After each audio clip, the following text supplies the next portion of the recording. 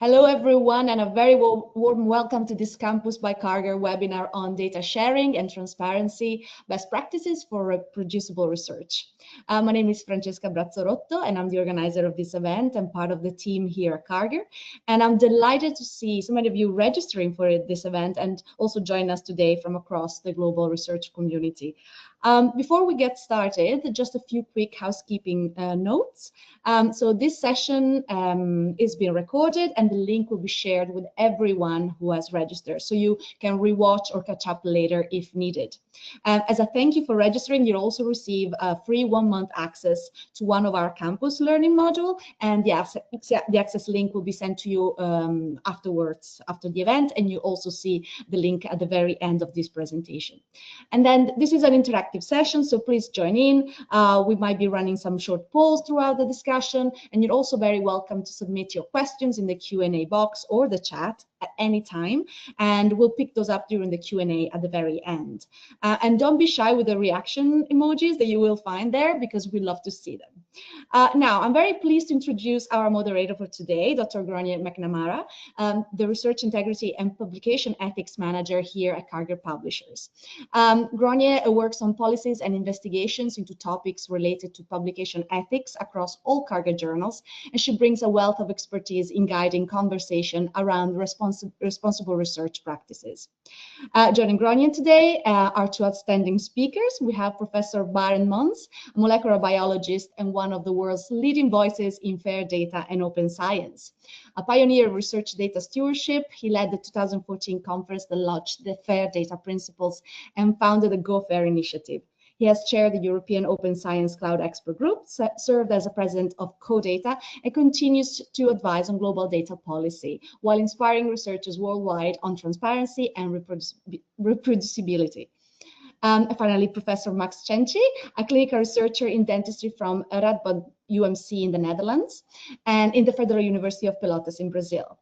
His work spans clinical research, knowledge synthesis, meta-research, and the promotion of open science practices, particularly in increasing transparencies in dental research. Now, we're in for practical and insightful sessions. Feel free to ask your questions. And with that, I'll hand it over to Gronier to get us started. Thank you. Thanks, Francesca, and thanks to everybody for coming. I wanted to start with a little bit of what do we mean by data sharing and transparency in research. I assume everybody here has some knowledge of it, but at a very high level, I wanted to get everybody on the same page. So being transparent in research can really be thought of as being honest in research, from being upfront about a research plan in advance to making the resources from your research available without undue restriction. Data sharing at a very basic level is making the data you generate available to others for the purposes of reproducing your findings or asking their own research questions. It's been suggested that in the best case, this transparency and data sharing would reduce research waste and ensure the integrity of published findings. However, the practical reality of this philosophy is the source of much discussion, including today. What data can be shared, how can it be made meaningfully available, and what even constitutes data worth sharing. Now, everybody's journey from caring somewhat or about reproducible research practices to caring passionately about it is very different. The landscape and normalization of data sharing, open research, and reproducibility has also changed a lot over time, from simply being the right thing to do to the expected to the mandated in many cases. So I'm going to ask both of our speakers, and I'll come to you, Max, first, of how did you come to making advocacy for open science practices part of your career? And how would you describe the landscape of reproducibility today in a nutshell?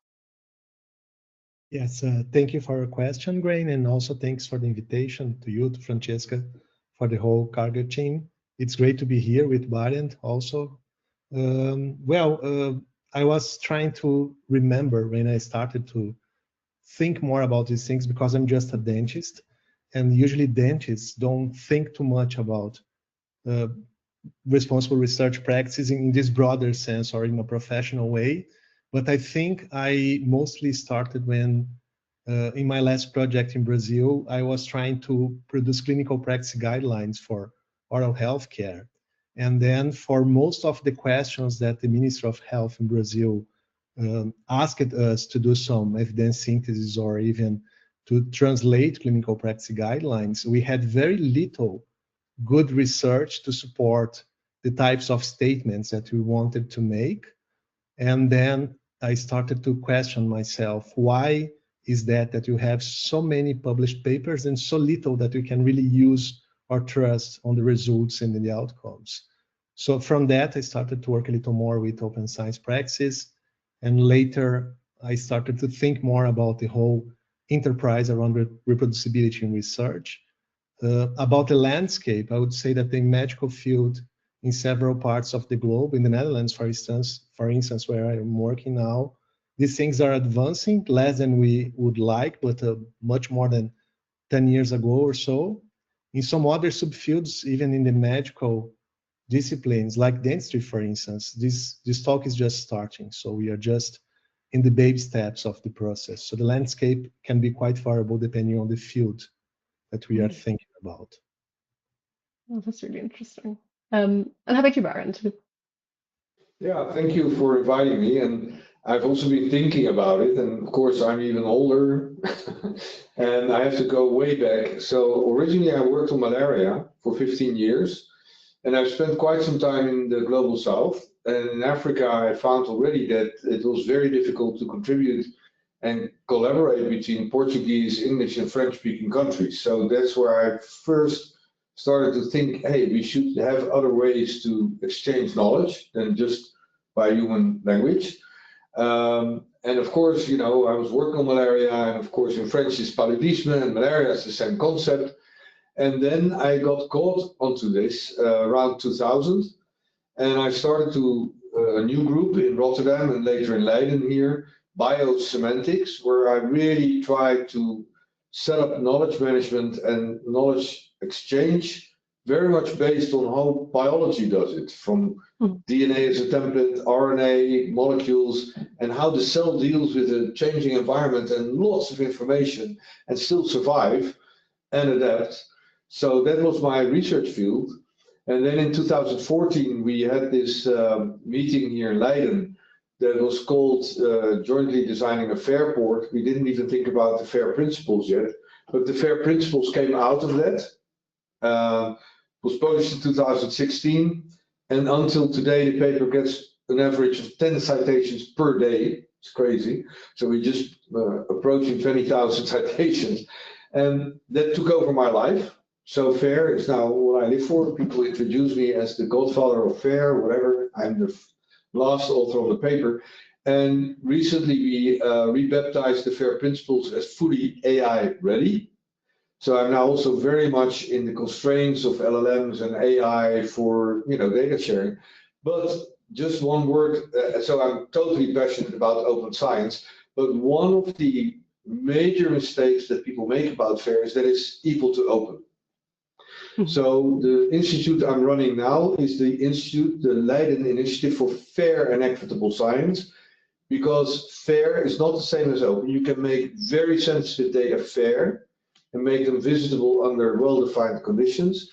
So I'm almost wary about the term open science because it's glued on everything, and everybody thinks you throw everything open, and a lot of silverback scientists turn against it for that reason, and also medical doctors here in the hospital. So I would rather talk about fair.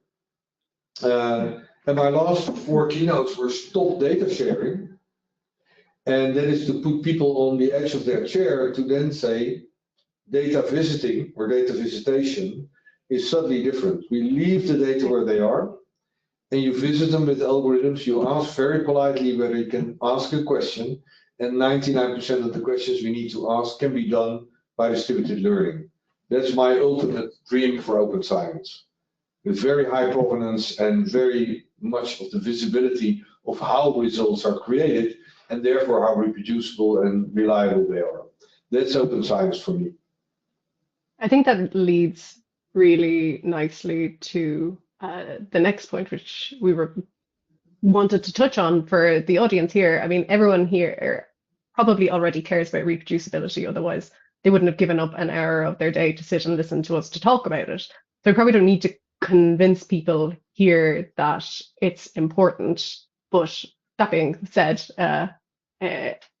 we can admit that there's certain reproducibility practices that have low to moderate uptake, like what Max said, that maybe in dentistry the conversation is only starting, and people commonly cite ethical or structural barriers, as you're saying, and of why people feel like they can't make data available. So again, ethics complicates the matter, but what do you think the adoption? But why do you think the adoption for FAIR? So for those that aren't aware and aren't one of the 20,000 citations, FAIR data is findable, accessible, interoperable, and reusable data sharing. In medical, why do you think that the adoption of this has been in medical science has been relatively slow compared to other fields, as Max was saying, like something like ecology, or even heterogeneous within medical fields, as we touched on earlier? So Baran, to come back to you again, what letter within FAIR do you think that researchers are overlooking the most, and why? Well, it's clearly the R, the letter one, because the FDA and the I are obviously only leading to reusability. Right? So we have gotten some criticism in the beginning years ago. So my data are unfair if they are not fair. No. We have invented a new term in a publication we did in 2017, and that is they are reuseless instead of reusable. And what you see is that 80% of the data that are associated with official scientific publications are not even findable. If they are findable, they are not accessible. They happen to be at the laptop of the PhD student. There's no data stewardship whatsoever. And if you can get to them, you have no clue what they mean. So they're not interoperable, and specifically machines, because what people should also realize, there is not such a thing as fair and not machine actionable. The paper says very clearly, it's all about the machine knows what I mean. So you make your data machine actionable. That's even beyond machine readable. And a lot of people say, oh, I'm fair, I put the DOI on a PDF. That is fake fair, or fair washing, because now the funders are requiring fair. And what we see all the time, that we have a joke here that minimally half the people that cite the paper have clearly never read it. They just cite the paper to say, oh, we made our data fair. And they don't do it at all. So what is the R in FAIR is reusable, but there's 3 sub-principles, of course. And if you look carefully, they are actually all dealing with provenance. So reproducibility is not only that people cannot even find the data, let alone you can reproduce the results, but if you run the same workflow on the same data, it is a lack of provenance, because people usually, if they have serious metadata, because everything is about metadata, then they don't record on which microscope they use to generate a picture, because everybody knows in the hospital. Yeah. So, but if somebody else comes in and wants to know the resolution of your microscope, you need to know what was used. So the main reason why data are reuseless is, okay, link rods and all these things, they're hidden behind articles. It's a nightmare for machines. But even if all the F, the A, and the I are all ticked off, the R really stands for, are these data fit for my purpose? Yeah. And that is different from pure quality, because you could have high quality data that is still useless for your purpose. And if you have low quality data, but you know the error margin, I always take the example of step counters on my smartwatch, it's low quality data. But if you have 1 trillion smart watches, you can still see the correlation with heart disease. So it is all, what is the purpose? So what makes data reusable and therefore the research potentially reproducible? I think a lot of the reproducibility crisis is not only that the data are not there, but there is insufficient metadata to reproduce the results, even if you have the data. So the workflow is not clear, people don't bother to record the version of their workflow, and then you find out, oh, you used a newer version of my workflow. Maybe you should have published the version. Most scientists don't think about it. So reproducibility failure does not necessarily mean that the results of the previous paper were incorrect. Maybe there is insufficient information and metadata around the data, if you can find them, etc., to reproduce the results. So metadata and provenance are even more crucial than quality as such for reusability. And Max, feel free to jump here in with your perspective. Like, why do you think, we've been talking, I could have guessed that you would have said the reusability. I think that we've been talking about poor metadata associated with open data sets for a long time. Why do you think we're still having this conversation about I really liked the reuselessness of the data. Well, first of all, there is no incentive for researchers. The single most inhibitory factor, and I know I'm talking to publishers, but the single most inhibitory factor of open science is the journal impact factor. And connected to that, the only way that I'm judged, not me anymore, I'm retired, but younger scientists, they are only judged on their stupid journal impact factor times age factor, whatever measures we have. So we are not rewarded for proper data stewardship. As soon as you have your Nature paper, you think, bye, that's the next. So that is why the data end up at the memory stick of the PhD student back to China, etc. We know all this stuff. Eh? So unless the universities and also companies are already actually ahead of us, change the reward system and make proper data stewardship properly rewarded, it will never change. And of course, doctors have the most lame but still excuse, oh, I cannot make my patient data fair. Why not? Of course, it's not the same as open. You should have them fair at the source and make them visitable for particular purposes, and you keep the control over the data. And ideally, people have the control over their own personal data in their personal locker. That's why 23andMe went bankrupt, of course, because they did centralize everything, and I warned them for that. So I think that we see a big shift coming now, that we will make data fair at the source, not only research data, but even real-world observations on patients, because it's becoming easier and easier. There are LLM-driven bots now doing it for you. So the excuses to not do it disappear. Until now, it was quite difficult to make your data fair, especially if you don't know RDF and ontologies and all these things. And there is no incentive for researchers to do it because they are not rewarded for it at all. That's the major inhibitory factor. And publishers bear part of that capital sin. They keep that going. But you can see my 7 capital sins in LinkedIn. I don't have to expand to them here. I totally, I don't know if I can jump in, but I totally agree with this perspective. Basically, we turned doing science in a business, and especially big companies, publishers, and everyone also is making a business of that. So basically, people want to be successful in the business model, and being successful these days, even in the Netherlands, where we can find lots of initiatives to try to promote more, for instance, reproducibility practices among researchers, even though in the end of the day, the people that are going to be promoted or are going to become full professors are the ones that have good publications and important journals, are the ones that can have more money, and usually people can have more money because they are publishing in more visible places, let's say. And again, for most of the scientists, doing the backbone of research, which means organizing everything from pre-registration, nice notebooks, and going all the way to the publication of the data, it seems a waste of time because it's not going to be rewarded in the end of the day. So even if we talk about pre-registration, which is a very simple and obvious thing to be done, we just have that mandatory for clinical trials in health sciences. And even though not everyone does pre-registration on time, and it's so obvious that that is necessary to avoid duplication, to avoid, all kinds of deviation from the initial purpose, primary or secondary outcomes as if they were the primary outcomes on the study, and all that problems that we know for a long time. And even though I'm pretty sure that most of my colleagues, they just do pre-registration of clinical research because it's mandatory. Otherwise, they cannot be funded, they cannot be published.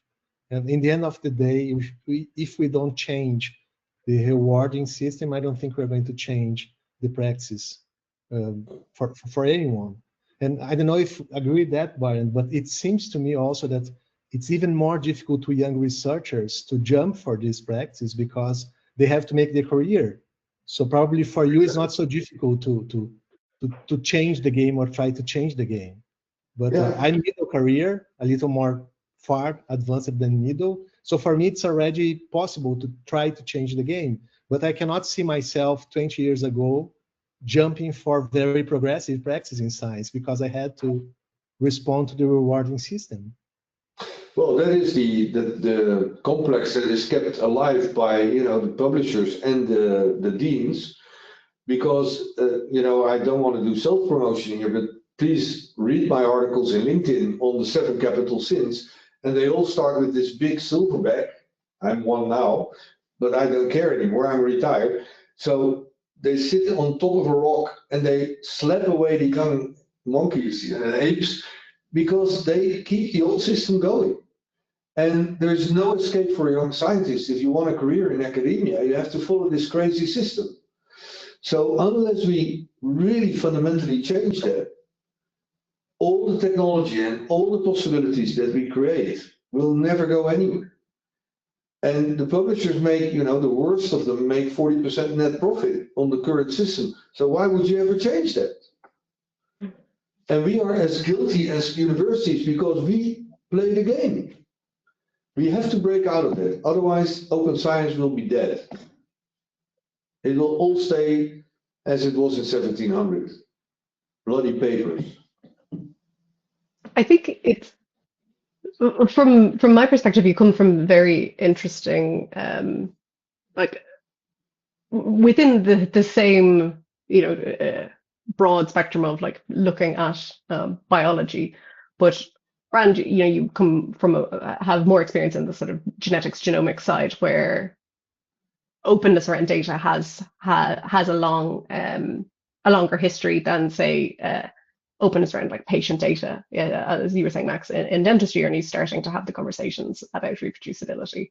And then what I think is interesting is Max, as you just touched on, that in clinical sciences, it's so normal to pre-register clinical trials, as probably, as you say, because it's mandatory, but then the adoption of that pre-registration has been really slow for other study types. And from my own experience as well, pre-registering analysis plans within genomic studies is not always, it hasn't had huge uptake either. And I think that you both touched on what's very challenging within that for, as you say, young researchers, is that it's very difficult to change the culture as one person within a research group, and no one is an island. And we often hear about the negative feedback loops between students who want to advocate for change in practices, not feeling empowered to challenge their supervisors, who then themselves become group leaders, and then they don't have the skills to fully embrace reproducible research practices. And it sort of reinforces this culture of closedness. And I guess I'll come to you first, Max, but please feel free to, Baron, to come in on this, because I know this is something that you feel quite passionately about. Is like, for the audience here, like, what advice would you give to a student who wants to persuade a reluctant supervisor to share their data sets? And is there any initiatives or even institutions, like maybe social groups, that you are aware of that are kind of grassroots campaigning for culture change in this area? Well, I'm pretty sure go for it, Max. Okay. Oh, it's no, Max, go first. I was going to Max first, but please, Bart, I know you feel very strongly about this. No, Max first. Yeah, I'm pretty sure that they're going to jump on this one as well. But yeah, first of all, again, we have different cultures across different subfields, even in the same discipline. In my discipline, for instance, the practices among clinical researchers are far different from the ones of people that are doing more basic research in the lab, like exploratory research. And for me, it was interesting to acknowledge that as well. So if I approach a senior researcher in clinical research, I have more tools to convince this person of the benefits of following all the steps for reproducibility and for data sharing and everything we are discussing here today. For people that are more into exploratory research, they also regard the same values, but for them, they are much more into internal reproducibility in the lab. So they want to keep all the notebooks, all the details locked in some nice cupboard, also to keep themselves somewhat safe and competitive. And that is a very difficult culture to change. So my first advice for young researchers would be try to understand the context. Don't just go for confrontation without understanding the whys. And then 2 days ago, I had an interesting question from a lab technician about a specific problem in the lab. And I had the solution for that from my old notebooks, handwritten, that are in some box in Brazil in some of my grandparents' place, you know. So I had no access to that information because at that time I was super proud of myself of really making a very good notebook. And with this type of argument, we can convince both supervisors, young researchers, everyone of the need of having good registers that can be findable. If not open, as Barend said, it should be findable, it should be possible to reuse them when it's necessary.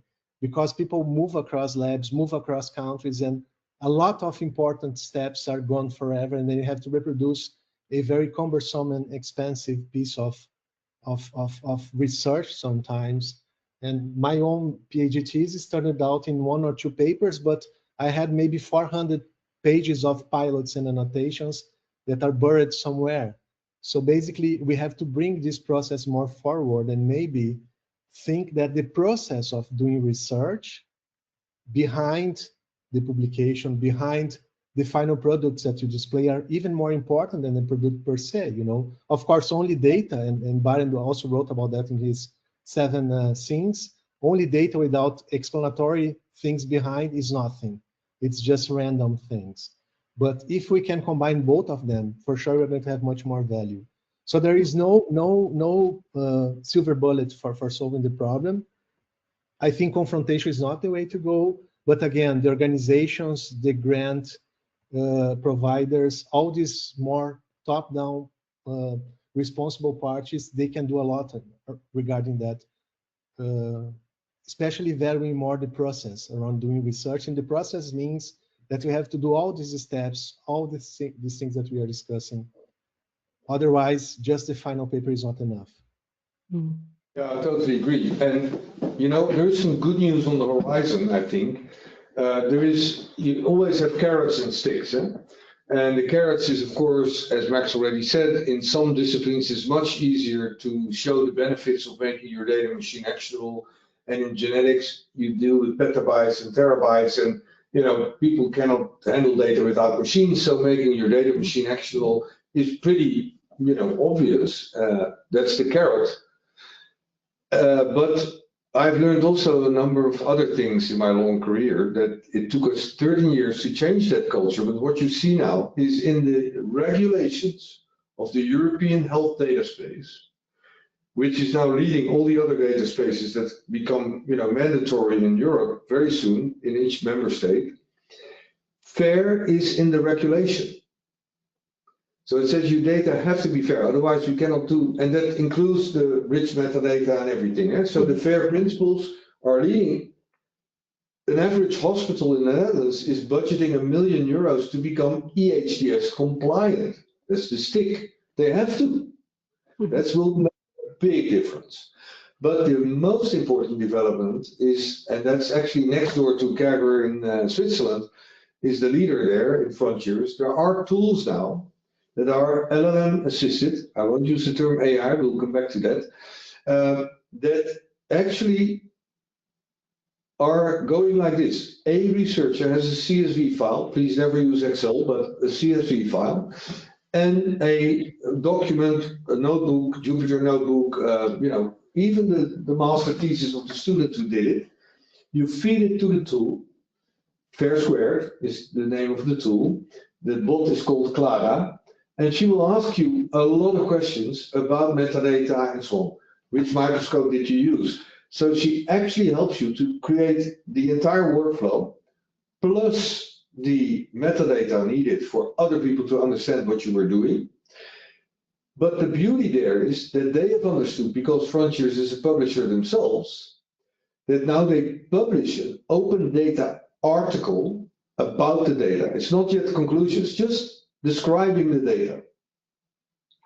They charge an APC for that because the funders already are used to pay for APCs now. If you try to convince a funder to pay for verification of data, they require fair data, but they don't want to pay for it. But now that they see an article, we'll pay the APC for the article. That there is also the data set in a station somewhere is another story. That's one thing. Even some funders are thinking that they will only give you the last 10% of your grant if you show that article to them, so they can prove, you can prove the data are actually findable and so on, and reusable for others. Then the data becomes citable because you cite the article. Mm-hmm. And the first article that the company did was for marine sciences, and the author will tell you the number of citations on not only his data article, and therefore the reuse of his data, but also the number of citations on the article he wrote about the data, the actual traditional scientific article, was searching. So we have to abuse this terrible system of citation index and the old-fashioned thinking of the silverbacks and just find ways to make it working. And you see now that this is what I call convergence by convenience. I used to call it convergence by laziness and ignorance. But if you help researchers to make it absolutely easy, assisted by bots, to make their data fair, and the funders ask for it, and the European data space asks for it, then we will see the big change. And it's coming. And I hope that I live long enough to see it really happening. It had to wait until after my retirement, but it's happening. And I think that it's a great start, and particularly something that can be international, because it's, I completely hear what you're saying of it has to be easy because people are time limited, and it has to be, it's better if it's mandated. But I think, why would the dentist researcher know what RDF is and DCAT and ontologies? That they have never heard of it. Digital representation of units of measure. Nobody ever heard of that. But it's all out there. So if the bots know all these ontologies and they say, shall I map this to this? And why would they complain? And then we get interoperable and reusable data, and then reproducibility will make jumps. And I think I mean, Max, you have a non-European perspective as well, and apparently you do as well, that the accessibility of it needs to be global too, because if it's centralized within Europe or North America, it's also sort of meaningless to only have European data sets accessible in that way. Which sort of leads me to my next point, which is generally about being a good citizen in the community, because it's not just about generating novel data sets or code, it's also about being responsible within the community. So sort of more, going back to you, Brian, there's, as you said, there's more and more and more data sets being generated, terabytes of data is out there. And one example of how people are engaging with data in a beyond just generating it is like something like the replication games, where community is coming together in a small scale way to spotlight the importance of result reproducibility and finding the same results with the same data set or interrogating new questions with an existing data set are obviously important for the integrity of results. I mean, what would you say to the audience here? And feel free to jump in, Max, because I know this touches on your interest too, but how can the audience go about using publicly available data sets or using data that might have been published in meaningful ways for their career or their research community? Max, you want to check? But do you mean how they get to the data and actually can reuse them? Well, I would say if you were, I guess, as the audience here are interested in what they could do with the data that already exists, how would you advise somebody to start on that sort of career or that sort of research interest?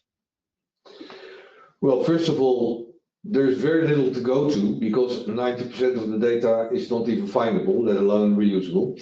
But assuming that there are data out there that are reusable, in my field, they usually comprise terabytes.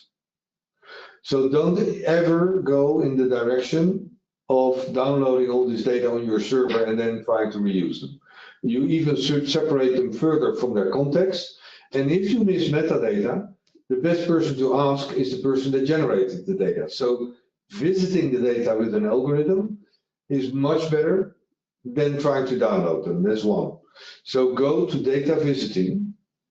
And I have a good bottle of Carbonaire wine from Chile, Brazil, as a bet for anyone who can tell me one question that cannot be answered in principle by distributed learning.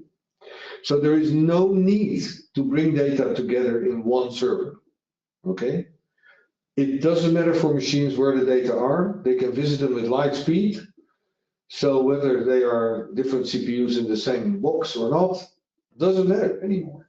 So there is a global possibility now to reuse data, but unless these data are fair, and that is not just machine readable, also the R with the rich metadata that give you sufficient information to actually make them fit for purpose, for your new purpose, for an outsider, it will still not happen. So data visiting and fair is the only way forward. Otherwise, even if data are published, you cannot reuse them. And especially in the global south, you try to download a terabyte of data in Tanzania, forget it. But you can upload an algorithm when the drone is coming over, and in the afternoon you have your results. And once this algorithm is on the internet, it has the same speed as an algorithm created from Leiden or Harvard.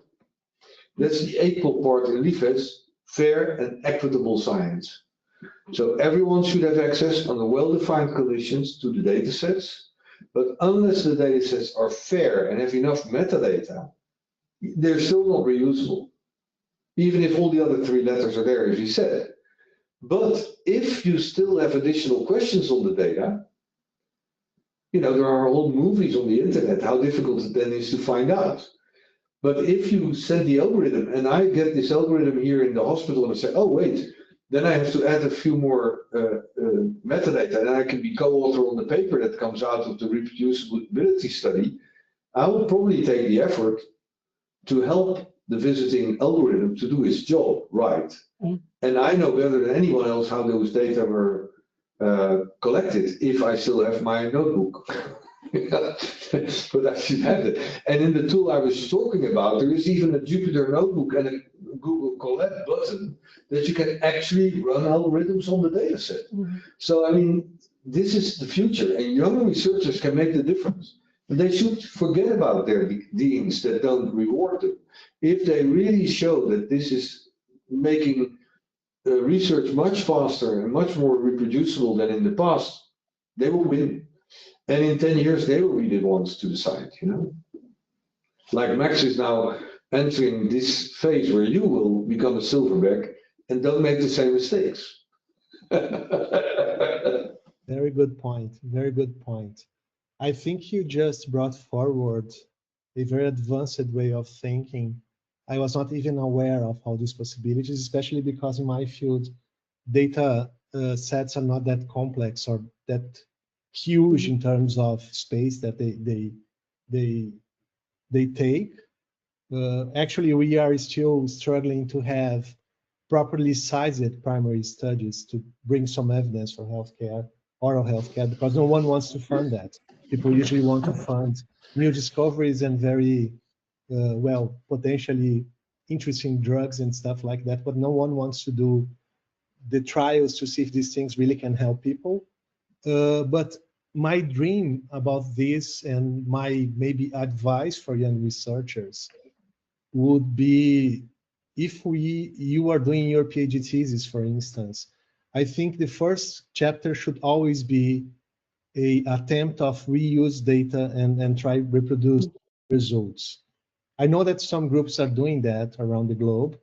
In my own field, in a very recent past, and also in my former graduate school in Brazil, I think that would be not recognized as original research.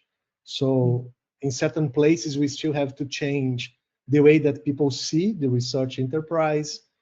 And I think people could learn a lot from that attempt of reusing data if they are available, or even reproducing methods if the data are not good enough, or not findable, or not possible to reuse.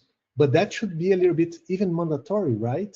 You should first start to think on how to reuse the knowledge that we already have.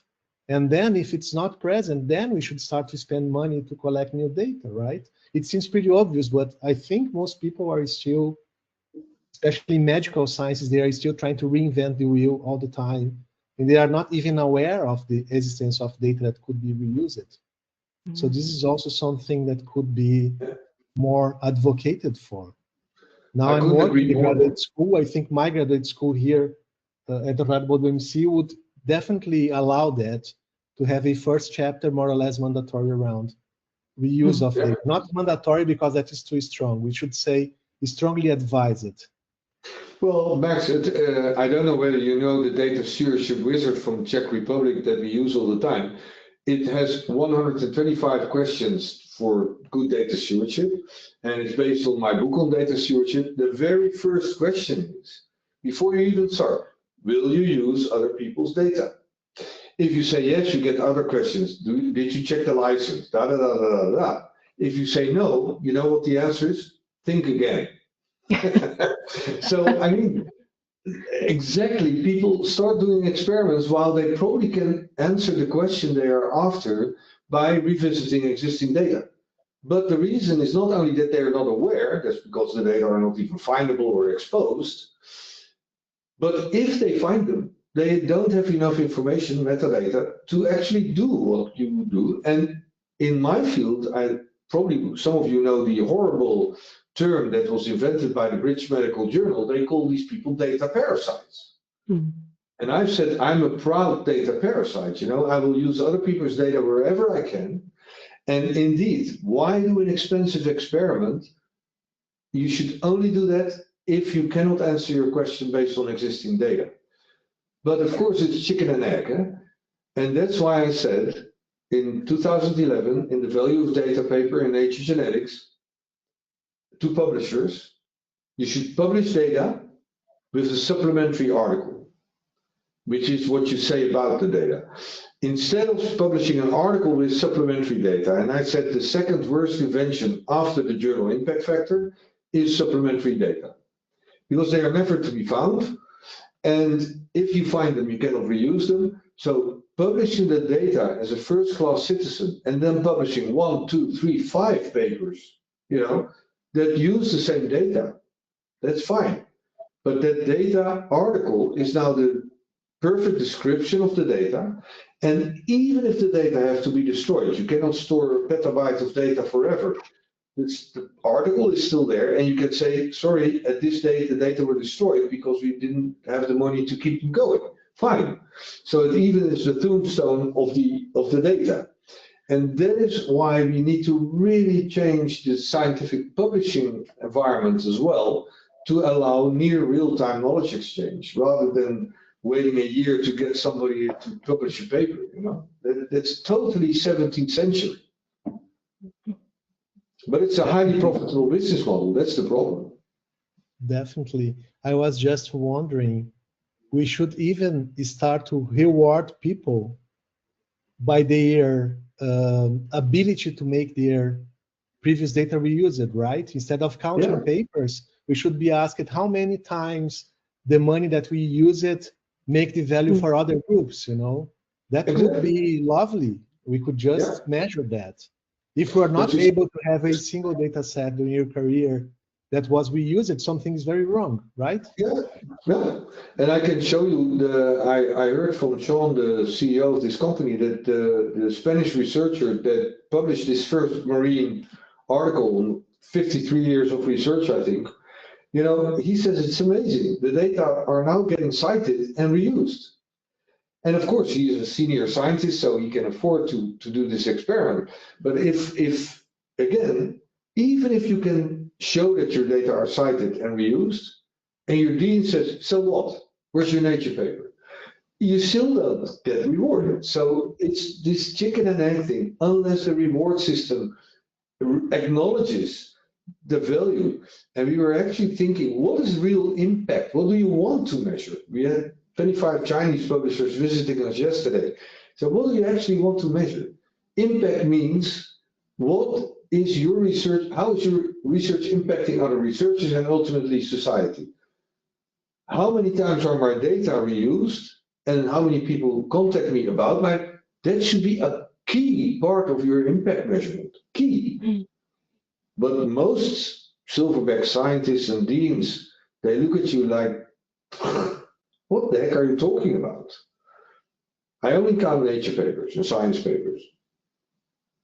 One question that comes up, I think, in talking to researchers is how, okay, I can see the data's there and I can see the metadata's associated with it and I see how they got it, but I don't trust the data. I don't trust that, that the experiments are carried out. Like how, putting this to both of you, and you can take it either way, either as the person needing to generate trust in your data or needing to trust in the data that's there. Like what would you advise somebody to do to either check that the data, like what would you expect them to be able to check in order to feel confident using the data, or the other way around? How do you guarantee to somebody who doesn't know you, doesn't know your reputation, that your data is worth reusing and can be trusted?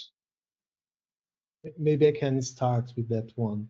Well, I could start saying that maybe we should not trust papers as well, right? We just read papers with some conclusions, and sometimes the underlying data is not sustaining the conclusion. So this is a problem super old, but also we are a little bit naive, thinking that only we can produce the best data ever. This is a little bit naive. I would say the key for covering that is that we really should emphasize not only the data availability, but the whole process of collecting data. I think Barend says more or less the same stuff. You explain how the data was collected, what that data mean. You explain everything that went wrong also in the process. And I usually refer to that as an open notebook or a report of your experiment, whatever you want to call it. And the two things combined, it can be easily auditable for a third party. And also, if you have a working process with maximum transparency, I don't think people have reasons to not trust your data. So I would say that is the way to go, more or less, with a simple view. Yeah. And also, I will always come back to this term provenance being more important than quality, fit for purposeness. Of course, there is the trust on your ORCID, you're in a good group, blah, blah, blah. But unless I can trace how data were created and for what purpose they were originally created, I will not trust them anyway. But I give you one other example, or actually two very short ones. One is that Thomas Wankemeyer here from LACDR said, I will exclude any data set for my data visiting that doesn't have error bars on the metabolic measurements. Because if there is no error bar on the measurement, I just don't trust the data. So now we've created this little machine actionable statement that this is the error bar on this. And if it's not there, you will skip that data set. So is that quality? Yeah, that's related to quality. And the other thing is, I was once looking at a big knowledge graph with a rheumatoid arthritis group in Vienna, and they kept kicking out triples from the graph that they found low quality. Forget it. I was tracing what they were doing, and I found on provenance of every triple in the graph that they kicked out everything that came from mouse models for rheumatoid arthritis. And when I notified them, they said, of course, you're right. We don't believe mouse models make any sense for rheumatoid arthritis. If it's not shown in humans, we don't believe it. That is their version of the truth. So they consider anything coming out of a mouse model or particular other assays maybe as not relevant because they don't believe in the assay. Is that now low quality data? No, but they just don't believe in the model that was used to create the data. But if that's not in the provenance, they might use data that they don't believe in. So it's all about provenance, provenance, provenance. And that's workflow, that is all these things, including why were the data generated. Because you may create data that are top quality for one purpose, but not reusable for another purpose, because they were not created with that, use in mind. So it's all about provenance. And the final word on that, we have this horrible example in the Netherlands of this guy called Stapel, and we even have an old saying, you were Stapel gek, which means you're completely mad. Anyway, this guy created very high quality data in terms of the intrinsic values of the data, but they were completely made up. Even machines would not be able to detect these are fake data. The only thing we saw, respectively, is they violated established knowledge. They were highly controversial data. So either it's a big scientific finding in nature, or it's crap. And yesterday we had a whole day to prevent paper mills, saying one of the things that we should do, but that's for later for AI maybe, that if you publish a paper, you should always have the major claims that you make on the data as machine actionable statements. So machines in the life sciences, we have a graph of 5 billion triples of established knowledge out of 200 databases.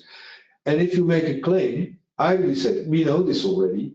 Is this a review or do you reproduce something? And if it's a new statement and it doesn't fit at all in a knowledge graph, it's either a major scientific breakthrough or made up and a paper mill. So that's a nice bridge to AI. That's where stupid AI can help, and LLMs. But I think that's the data have to be fair. It's a very nice bridge, thank you, Barend, because it is peer review week. And the theme this year is rethinking peer review in the AI era. So with that, and we've touched on AI because it's in every conversation about publication ethics or research integrity or anything probably these days, we talk about AI. So briefly, I wanted to ask both of you to close how you think that AI is going to impact reproducibility or data sharing in the next, say, 5 years. And I'll come to you, Max, first. Yeah.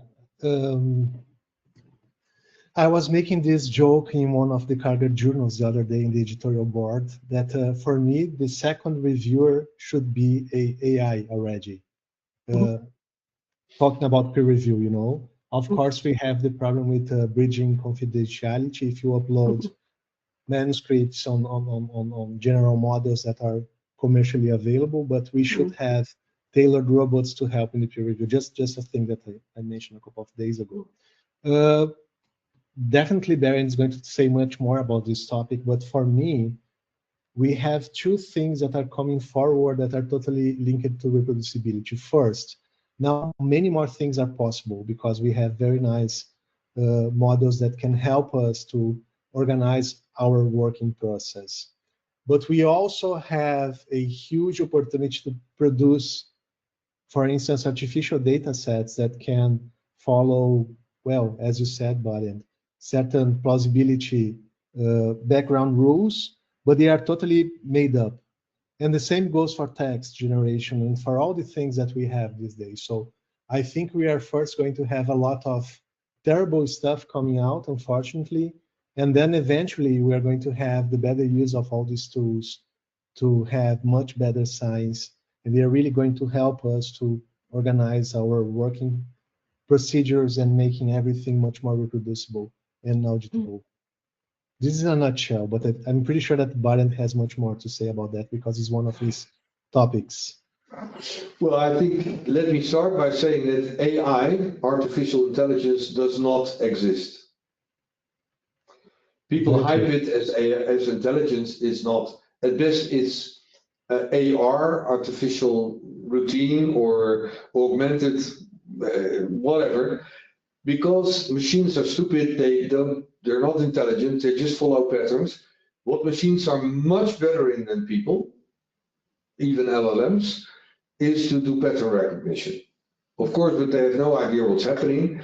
So we're looking for augmented intelligence and hybrid intelligence. Let me say that first. So the terrible hype that is created by the open AIs and so on is close to criminal in my view, and it's already collapsing because you see the first big companies ruling out the use of LLMs for their major processes. So by overhyping it, they have let totally unexploited the real value of LLMs is take over the stupid work, correcting stuff, saying, hey, I missed this, I missed that. So we use LLMs a lot for the stupid work, you know, pattern recognition and spotting errors and so on. In the end, humans should always decide. And I think there is incredible power, but the publishers are so old-fashioned, they don't do it yet. Although yesterday we had a great meeting with publishers who want to do it. So say a researcher makes a paper, okay? And you make new claims, as I said before, yeah? Then we should make it mandatory as funders and publishers that your major claims like hydroxychloroquine treats COVID, Lancet paper, 2021, is made machine readable. And there, together with the paper, there is a fair knowledge graph, a small one, published. First of all, the concept in the graph will tell you who are the best reviewers. Secondly, you can bring that to a big community in a Zoom room or a room like this and say, let's discuss this. If he would have done that with the Lancet paper in 2021, we would have known in 2 weeks this was bullshit. Yeah? Because everybody said, no, that makes no sense. We have a whole computer model saying no, no, no. It took years in the current system. So we should move from the classical submitting a paper, then some people for a lot of money find peer reviewers, 3 of them, you know, rather say, this is a new statement, it's really new. Call people together that know a lot about the context of this. Call a Zoom room and only stamp it as valuable if the peers believe it, you know, and they can ask the author questions and so on. That is what we need to do. So by incrementally changing peer review, but hanging on to the old system, it will take ages. And we can, if we radically change the way we exchange scientific knowledge, we can stop paper mills, we can get much faster to the results. And this is essentially how we did it in COVID. And you saw what the result was. There was a vaccine in a record time, just because people under high pressure were starting to do what we should always do, namely share your knowledge as soon as possible, put it in front of your peers, and if you fail fast. And it doesn't take 2 years to find out there was a wrong paper, you know, or cold fusion was bullshit. So I really think that we need to really change this. AI can support us to take over the stupid part of our work and make our work more interesting. But don't call it artificial intelligence. It's not. I really like that. We've just come to the hour, and I really like that as a point of both optimism, but also a call to action of let's not wait another 2 years to find something wrong. Let's use the technology that's out there to not repeat mistakes of the past. Yep. And I see Francesca has popped back up, so that means that we are at time. So before Francesca thanks you, I want to go first and just say thank you so much. I could have talked to you both for a very long time about this. I know that we also really passionately about making changes to just the culture and practices around this. So thank you both so much for giving up your time, and thank you to the audience for coming as well. We had questions and I'm really sorry that we didn't get to them, but the conversation was just so interesting. So thank you very much for attending. Yes, thank you so much. We do have one question. I don't know if you want to try and answer with a one-liner each and see if I can hang on a little bit more, no problem. Okay, so this one says, people say most of the research is about collecting data the correct way. Does the act of reusing data affect young researchers in understanding data collection dynamics? So what was the exact question there? I think I can try to provide the answer because I think I got it. For instance, in the process of building up a researcher, I think a young researcher should do both. They should learn how to reuse data, how to grab the available data sets, how to ask the right questions, but also this researcher, if his or her field goes in that direction, they should have at least one experiment where they have to exercise data production and data collection. So I think both are important to develop a good scientist. Yeah. Perfect. And I think we should help young researchers with tooling and the carrot and the stick if funders and publishers not only require these things to guarantee optimal quality and reusability, but also support scientists. So it should be eligible costing your grant to reuse other people's data, even if you have to pay for the service or whatever. And publishers should make it easy for young researchers to actually move into this new era of knowledge exchange by publishing their data in a citable way and, you know, telling that you should be rewarded for that. And it should be taught to researchers also in their career. And I've always said, don't make the mistake to try to make every young researcher a half-baked data steward. My point has been, even when I was chair of the high-level expert group for EOS, for every 20 researchers that spit data, we need one professional data steward in a modern research group. That comes down to 500,000 data stewards in Europe alone. And we were laughed at, but it's needed. So here in LUMC, we need 60 data stewards on 1,500 researchers. And I think that it's unfair to mandate, right, data sharing. Kind of going back to this is no one is an island. It's unfair to mandate without providing training, and not whether that is having in-house data stewards or it's communities of practice in places where you're kind of earlier in the journey towards reproducibility, that nobody should feel like there's no resources available. You don't have to have an in-house data steward to get engaged with this and start changing the culture towards more transparency. Final word for me of the modern young researcher is a researcher, if he's not a data steward, that is consciously incompetent and says, I know that for good data stewardship, you have to know ontologies, REF, DCAT, ORC.